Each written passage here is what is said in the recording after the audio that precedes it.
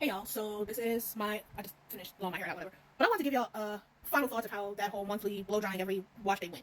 So from what I have seen and what I guess the best opinion I can form based on my hair, it's a little thin at the ends, but I think my hair's always been like that. I don't know, like I have really bad fitting. However, I will say what I did learn is my hair does like being stretched, and I was able to retain the length that I have.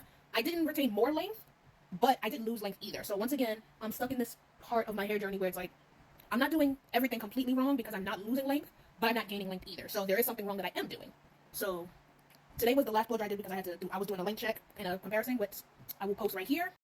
So this right here, this is my hair from January of 2025, this year. This is my blowout from January, right? And this is the same hair from January. This is just when I stretched out the nape of my hair to do a length check. And as you can see, it's almost touching the NBL section, right? And this is my hair. Let me move myself over. This is my hair from today, July of 2025. So I didn't do the same style, but you can see it's still at my shoulders. My hair is still pretty full.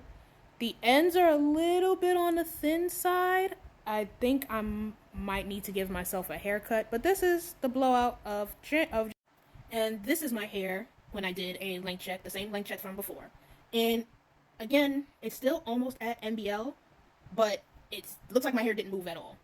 So this is what I was talking about when I said I didn't lose length, but I didn't gain any length either. And this is a picture of my hair after I braided my hair, which is the style I'm wearing now. And this is the end of my braid. I think that's the part that I've noticed in my photo where my hair looked a little thin. I think that's the part I probably gotta cut off because it's like extremely thin compared to the rest of my braid. I don't know if that's just tapering or if that's damage. But yeah, so that is my braid.